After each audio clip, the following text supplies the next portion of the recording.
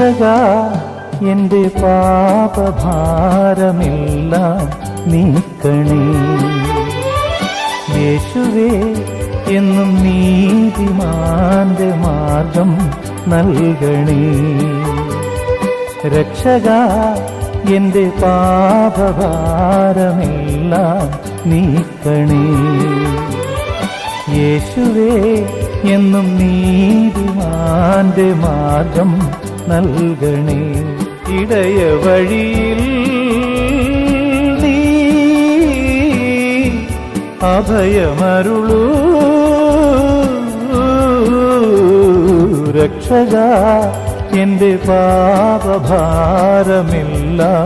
നീക്കണേ. യേശുവേ എന്നും നീതിമാന്റെ മാർഗം നൽകണേ.